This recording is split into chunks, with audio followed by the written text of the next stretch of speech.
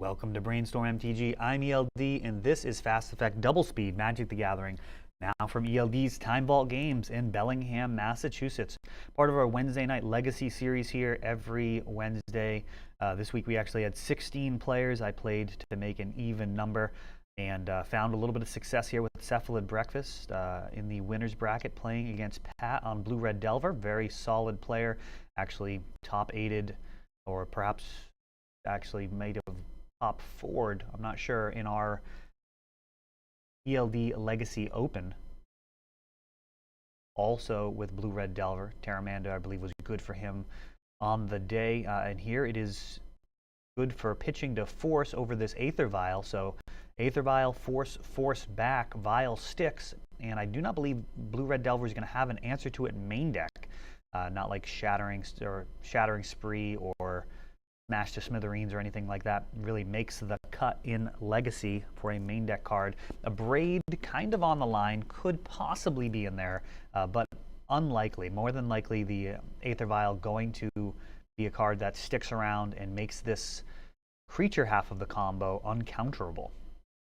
Second land joins off of a Ponder and continuing mana development along with that Aether Vial. Doing a lot with a little here with this, I believe, Multi-6. There's 2 cards left in hand. And Pat does have a Delver landed here, but it did not flip, and now he is shuffling off of Ponder, risking again not flipping. Cephalid Breakfast going to be happy to take as much time as possible.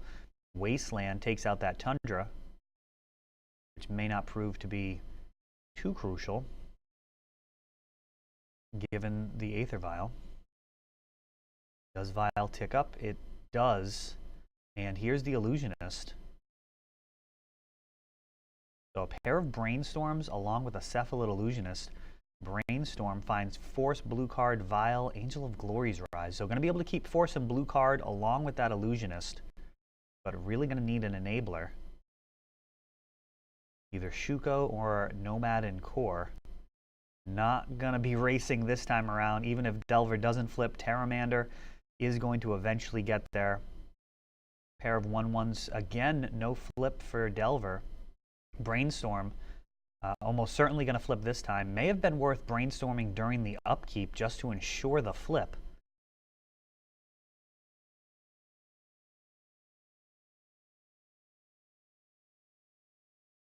It does diminish a little bit of the value of Brainstorm in terms of the shuffle.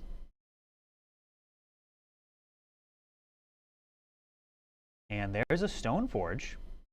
So this pair of Aether Vials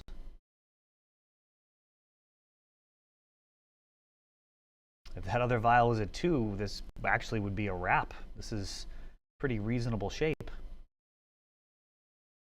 Gonna have some end step effects here for sure. Delver flipping, of course.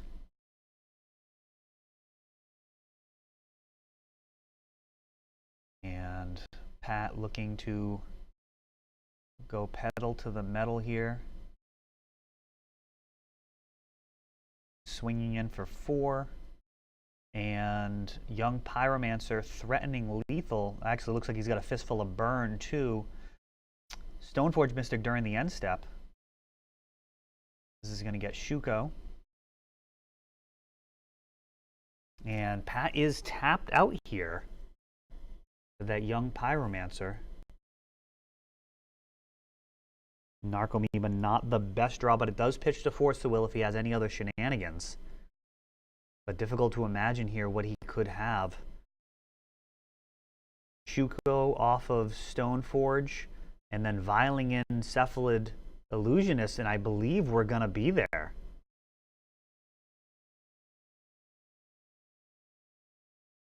The milling starts. Already found a Cabal Therapy.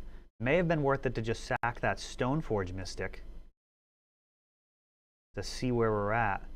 Though I don't know that there's anything that could really matter. We've got Force of Will in hand, along with Narcomoeba. There's not going to be any more, or there's going to be one more Narcomoeba, I believe. There it is. Only 3 in the deck. It does not play a full boat. The card is not good, to be fair. A 2-mana 1/1. It is just a combo piece. And firing it off and seeing the lightning bolt. And bolt would have been so good here. Would have broken up the combo. Instead, we've got Angel of Glory's Rise, bringing back Labmand and Azami.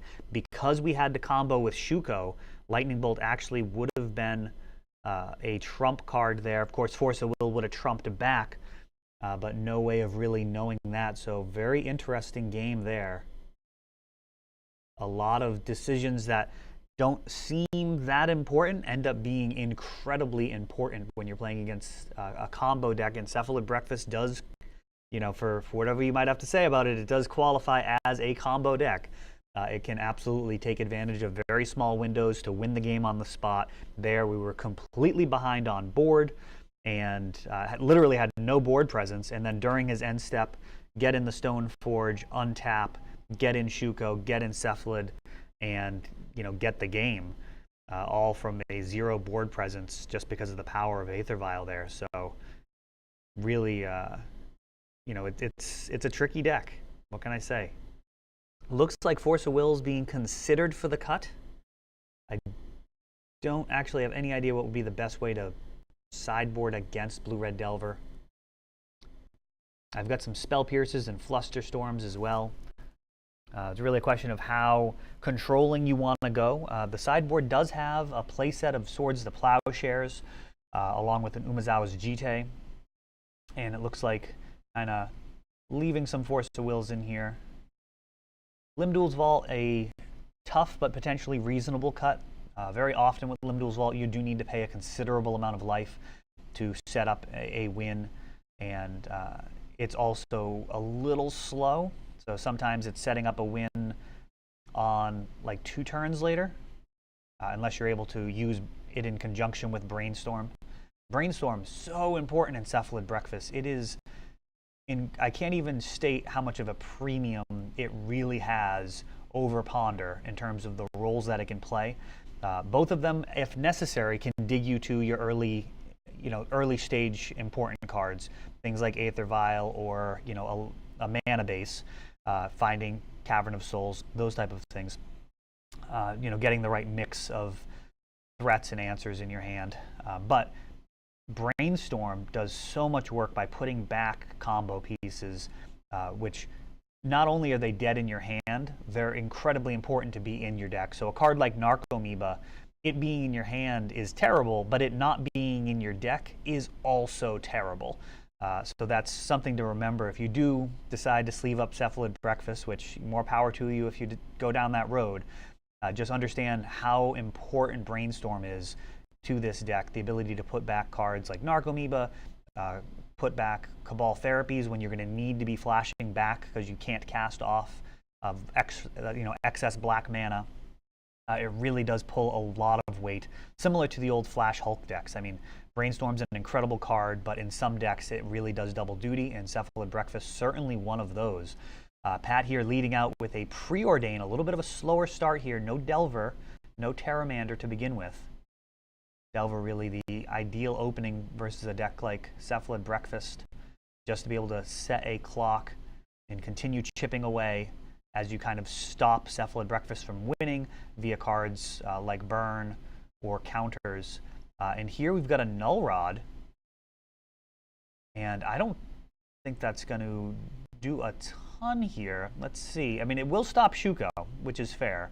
It's going to stop Batterskull from picking back up, and it will stop Umezawa's Jite if I boarded that in. And that card is very powerful against Blue-Red Delver. So Pat may actually be aware of some of the equipment that could be a problem for his deck with Null Rod, or he may just be thinking it's going to shut off the combo. But that Nomad and Core is actually the preferable way of getting the combo going, as it cannot be interrupted, as we saw by Lightning Bolt.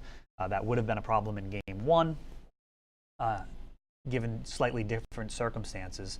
And bolting the Stoneforge Mystic.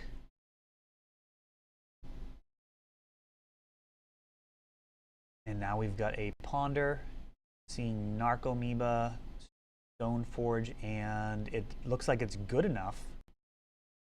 Cephalid Illusionist was the top card there, and it's go time. It's just go time. Does he... Oh, and no counter here from Pat.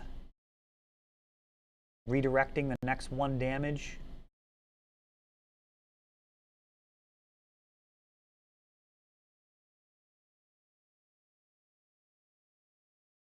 Oh, and that's going to do it. He had the force, but was not familiar with this half of the combo. Perhaps thinking that damage was necessary to redirect. Of course, that wouldn't work, because if the creature had taken damage, it would just be dead by state-based effects.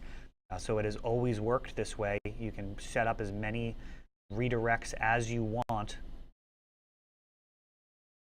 Narcomoeba's coming in, and it is going to be a wrap. Same script as usual. Going to Dread Return, Angel of Glory's Rise into Azami, and Labman tap to draw, and Cephalid Breakfast gets another one against a very accomplished pilot.